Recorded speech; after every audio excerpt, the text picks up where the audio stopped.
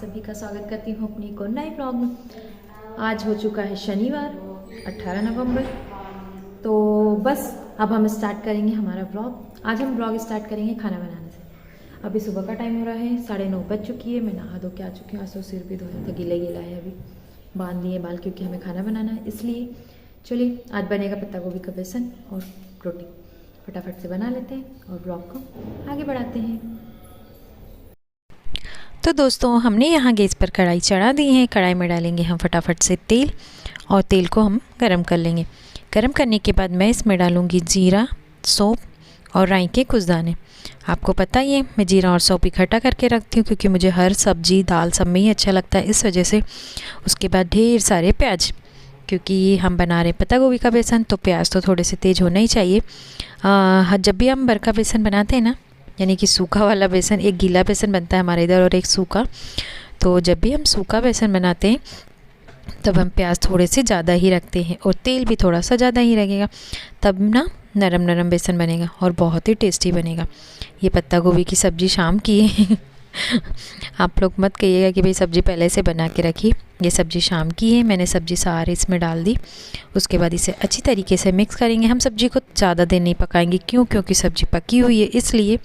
उसके बाद डाला इसमें हमने थोड़ा सा पानी, करीब 1 कटोरी पानी होगा, ज़्यादा पानी नहीं डाला। उसके बाद मैंने इसमें बेसन डाल के और इसे अच्छी तरीके से मिक्स कर दिया। ये देखिए नरम नरम सा और गरम गरम सा बेसन यहाँ पक रहा है। इसे हम कुछ देर ढक करके आराम से पकने देंगे धीमी धीमी आंच पर। मैंने गैस की फ्लेम को बिल्कुल कम कर दिया है। ये बेसन होता है तब तक हम आटा लगा लेंगे। आटा हम सिंपल रोटी का ही लगाएंगे, लेकिन आटा लगाते लगाते मेरा मन बदल गया। मैंने सोचा कि भाई अब रोटी नहीं बनेगी, अब बेसन बन रहा है तो पराठे ही बनाएंगे। बहुत दिन हो गए थे नहीं बनाए थे बनाने को तो बनाए थे, पर अभी फ़िलहाल में बहुत दिनों से नहीं बने, इसलिए सोचा कि पराठे ही बनाएंगे। तो मैंने आपको पहले बता दिया था कि भाई मैं रोटी बना रही हूँ, लेकिन अब मैं पराठे बनाऊँगी। तो यहाँ हमने आटा गूँथ के भी रख दिया है। हम इसे कुछ देर रेस्ट करने देंगे ताकि ये अच्छे से फूल जाए और गल भी जाए। इसके बाद ये देखिए यहाँ मेरा बेसन बिल्कुल तैयार हो चुका है। आइए आप लोग भी चख करके बताइए कैसा बना है। इसके बाद हम इसमें धनिया पत्ती डाल के उसे साइड में रख देते हैं और यहाँ मैं पराठों की फटाफट से तैयारी करने लगती हूँ।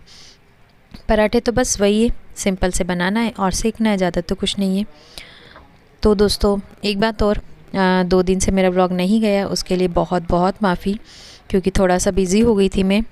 कहीं दर्शन करने भी चले गए थे और फिर थोड़ी सी तबीयत भी ढीली ढीली हो गई थी, इस वजह से मैं अपने 2 दिन ब्लॉग नहीं डाल पाई।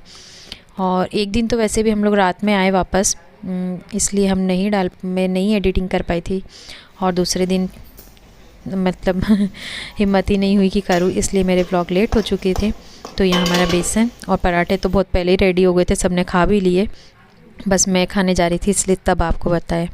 इसके बाद हो जाता है दिन में करीब 2 बजे का टाइम और ये बन रही है हमारी गर्मा गर्म सी चाय। दिन की चाय बोलते हैं दिन की चाय बन रही है ये हमारी। और अभी समय हो रहा है 2:25 होने वाले हैं। अब चाय फटाफट पी के मुझे करनी है यहाँ पे खुरमे की तैयारी। क्या बोला जाता है इसे? शक्कर पारे? हाँ शक्कर पारे, नमकीन पारे, कोई कोई कुछ बोलता है, पर हम तो खुरमे ही बोलते हैं अब हम में मुझे नहीं पता, पर मैं तो खुरमे ही बोलती हूँ। तो यहाँ मैंने आटा जब मैं 12 बजे शिवांश को सुलाने गई थी उससे पहले ही गूँथ के चली गई थी। इसमें क्या डाला है मैंने? सूजी है, मैदा है और तेल का मोहन था, थोड़ा सा नमक, और फिर मैंने इसे शक्कर के पानी से गूँथ करके और चली गई थी। इसमें थोड़ी सी अजवाइन भी डाली है हमने, क्योंकि हम कहीं जा रहे हैं, आपको व्लॉग में आगे पता चलेगा, इसलिए हमने बच्चों के लिए सोचा कि थोड़ा थोड़ा कुछ हल्का सा बना के रख लिया जाए। वैसे तो कोई टेंशन था नहीं खाने का, पर मैंने सोचा कि इसमें कुछ बच्चों के लिए रख लिया जाए। नमकीन वगैरह तो थे ही, लेकिन मैंने सोचा कि थोड़ा सा और कुछ बना लिया जाए। चकली का मन भी था और फिर छोटा छोटा मन होता रहता है, पर मैंने सोचा कि बहुत ज़्यादा हो जाएगा, इतना कुछ ज़रूरी था नहीं। फिर हमने खुरमे ही बनाने की सोचा, क्योंकि सबसे सरल और झटपट से बनने वाली रेसिपी है ये। हर बारी बनाते हैं हम लोग, सूखे सूखे रखे रहते हैं बहुत दिनों तक, आराम से पुर जाते हैं हम लोगों को। मतलब पलक को भी बहुत पसंद है, बच्चे तो पसंद करते हैं, ये शिवांश भी खा लेता है, इसलिए मैं बना के रखती हूँ हमेशा। पर इस बार नहीं बनाया था तो अब नंबर लग गया इनका। तो मैं यहाँ से फटाफट से पतली सी रोटी बेल लेती हूँ और इसे काटने लगती हूँ। आप इसे किसी भी शेप में काट सकते हैं जैसे आपको पसंद हो। हम लोग ढक्कन वगैरह से भी काटते थे। पलक यही बोल रही थी कि मम्मा आप जो वो काजू डिज़ाइन का काटते वो वाला काटो, पर इतना टाइम नहीं था क्योंकि अभी दूसरी तैयारी भी करनी थी हमें। इस वजह से अचानक ही फ़ोन आया कि भाई चल रहे हो क्या, क्योंकि हमें शिवांश के दर्शन भी थे। तो फिर हम तैयार हो गए। तो हमें जो सरल लगा वो काम हमने जल्दी जल्दी से किया। ये देखिए मैंने पहला घान डाल दिया यहाँ पर और हम इसे अच्छी तरीके से चाल करके और तल लेंगे उल्टा पलटी कर करके।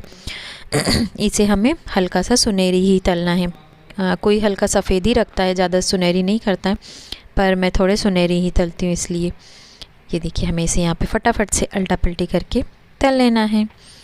तो दोस्तों अगर आपको हमारे व्लॉग पसंद आते हैं तो प्लीज़ हमारे चैनल को सब्सक्राइब कीजिए और हमारे वीडियो को लाइक और शेयर कीजिए ताकि हमें भी मोटिवेट मिले आगे बढ़ने के लिए। और अगर कहीं कोई गलती हो तो प्लीज़ हमें कमेंट करके बताएं ताकि हम अपने व्लॉग में कुछ सुधार कर सकें। चलिए तो आगे बढ़ते हैं। बस फटाफट से मैं यहाँ पे सारे खुरमे तल लेती हूँ और अगली रोटी बेल करके मैंने उसकी भी काट के रख लिए थे साइड में, क्योंकि इन्हें ना तेल अच्छा गर्म होकर के उसमें डालना है। उसके बाद में इन्हें फिर मीडियम आंच पर ही तलना है। ज़्यादा तेज़ आंच पर तलेंगे ना तो फिर वो अंदर से कच्चे रह जाते, इसलिए मैंने आंच को यहाँ धीमा कर दिया था। तो थोड़ा टाइम लग रहा था इसलिए धीरे धीरे। तब तक मेरी दूसरी रोटियाँ बेल करके और मैं काट के रख लेती थी फटाफट से। उसके बाद ये देखिए यहाँ पर सारे खुरमे बन करके तैयार हो चुके हैं। बस मैं इतना ही मोटा रखती हूँ। अब कोई थोड़ा ज़्यादा पतला, कोई थोड़ा ज़्यादा मोटा रखता है, पर मैं ऐसे ही बनाती हूँ। सारे खुरमे यहाँ ठंडे होने के लिए रख गई थी। तब तक मैंने बैग वगैरह पैक कर लिया। यहाँ सारे खुरमे ठंडे हो चुके हैं। अब हम इसे डब्बे में भर लेंगे। जिसमें ले जाना था उसमें ही भरा है, पर नाप कोई नहीं, कोई अंदाज़ नहीं था। पर इतना अच्छा हुआ कि जितना डब्बे में बने हैं बस उतने ही खुरमे बने थे, ना एक ज़्यादा ना एक कम। ये देखिए डब्बा बिल्कुल फिक्स, बस ढक्कन लगे इतनी जगह बची थी उसमें। तो मैंने यहाँ सारे डब्बे में भर लिए हैं कि भाई जितने होंगे खा लेंगे, नहीं तो वापस घर आ जाएंगे। उसके बाद दोस्तों ये है अगली सुबह का वक्त। करीब 5:30 बज चुके थे और हम लोग घर से निकल चुके थे। जल्दी जल्दी सुबह उठ गए थे। इस टाइम में उठ चुकी थी, करीब 3:30 बजे उठ गई थी आज मैं। अब ये हो चुका है संडे का दिन, यानी कि संडे का दिन और 19 तारीख थी। यहाँ हम सुबह से नहा धो करके बिल्कुल निकल चुके हैं। सिर्फ नहीं नहाया था तो शिवांश, बाकी हम सब जने नहाए थे। शिवांश को हमने उठा के सिर्फ कपड़े चेंज किए और उसे वैसे ही गाड़ी में बिठा लिया। हम लोग हमारे घर से निकल चुके हैं और ये हम टिमनी पहुँचने ही वाले हैं। कहाँ जा रहे हैं मैं बताती हूँ आपको। हम लोग अभी फ़िलहाल में जा रहे हैं चारखेड़ा। पहले हम टिमनी से मम्मी को लेंगे, यानी कि मेरी मम्मी को, सोडलपुर वाले। उसके बाद हम लोग पहुँच जाते हैं चारखेड़ा। ये है चारखेड़ा का राम मंदिर। आपको मैंने पहले भी बताया अपने ब्लॉग में। हमें चारखेड़ा से ही जो मौसी हैं हमारे, यानी कि जो मेरे मौसी सास है, वो हमें सिंगाजी दर्शन के लिए लेके जाने, क्योंकि उन्होंने शिवांश के मान रखे थे। इसलिए उन्होंने सोचा कि अभी ठंड भी थोड़ी थोड़ी चालू हो गई है, फिर सब शादी ब्याह में लग जाएंगे और बहुत सारे काम आ जाते हैं खेत वालों को। तो बोले अभी फुर्सत में भी हैं, तो शिवांश के दर्शन माने थे उन्होंने, इसलिए हमें जाना था उसकी मान पूरी करने। तो उन्होंने बोला कि चल देते। तो हम लोग बस निकल लिए थे। ये हम उनके घर आ चुके हैं। अभी देखिए हम लोग 5 साढ़े 5 बजे वहाँ से निकले थे, 6 में 5 का में, और हम उनके घर पहुँच चुके हैं। ये यहाँ मौसी और हम सभी, जो उनके घर का काम थोड़ा बहुत बचा था, हम वो लोग फटाफट से निपटाने में लग गए थे, क्योंकि अब हम गए तो फिर उन्होंने चाय वगैरह बनाई। अभी गाड़ी को आने में थोड़ा टाइम था, इस वजह से तब तक हम बस फटाफट से मौसी और भाभी, ये उनका बेटा है, फटाफट सारे काम निपटा के चाय पानी पी करके और फिर बड़ी गाड़ी आ जाती है, यानी कि हम अपनी गाड़ी को उनके घर ही छोड़ देते हैं और जो गाड़ी दूसरी की जाती है बड़ी टवेरा, हम उसमें बैठ करके सिंगाजी दर्शन को चले जाते थे। सिंगाजी के दर्शन के बाद हम लोग और कहीं भी गए थे, आपको मेरे आने वाले ब्लॉग में पता चलेगा। ये हम चारखेड़ा से निकल चुके हैं। अभी करीब 6:45 बजे का टाइम हो चुका है। धीरे धीरे देखिए रोशनी आने लगी है, मतलब उजाला होने लगा है। उसके बाद बस हम फटाफट से निकल जाते हैं। उसके बाद हम अपनी गाड़ी को उसका दाना पानी खिलाने लगते हैं कि भाई इनको तो इनका दाना पानी देना ही होगा, तभी ये हमें अपनी मंजिल तक पहुंचाएंगी। हमारे दाना पानी बैग में और यहाँ पेट्रोल हमने भरवा दिया फटाफट से, और फिर हम आगे की तरफ बढ़ लेते हैं।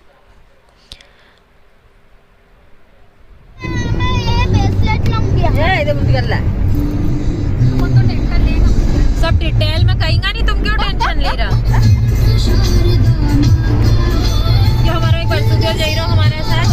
बस सिंगा जी में घर का पास में पानी वानी फेरेंगे ये देखो।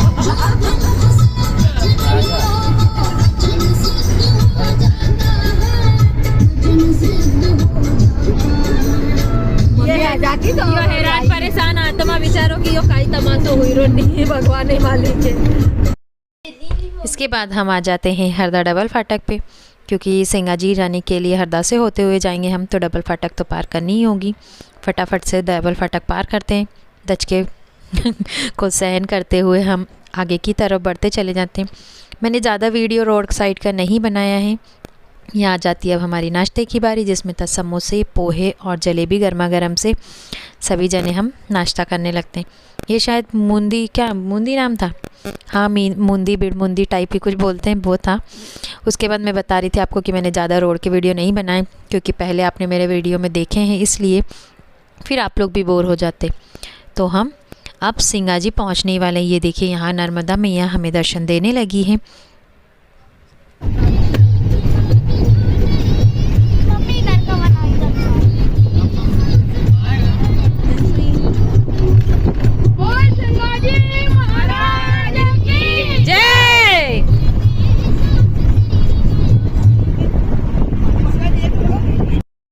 तत्पश्चात दोस्तों हम सिंगा जी पहुँच जाते हैं। ये देखिए यहाँ की कुछ दुकानें, अब तो बहुत चेंज हो चुका है सिंगा जी, यानी कि सब कुछ वहाँ पे मिलने लगा है। पहले हम लोग गए थे तब नहीं था, राखी पे गए थे तब भी ऐसे ही था। तो आने वाले व्लॉग में आपको मेरे सिंगा जी दर्शन और हम लोग आगे कहाँ गए थे ये मालूम पड़ेगा। सॉरी दोस्तों, मेरा आज का व्लॉग ज़्यादा बड़ा नहीं हो पाया, क्योंकि मैं एडिटिंग नहीं कर पाई हूँ। अभी घर पे भी थोड़ा काम खुल चुका है, मैं आपको आने वाले व्लॉग में बताऊँगी। तो मिलते हैं अगले व्लॉग में।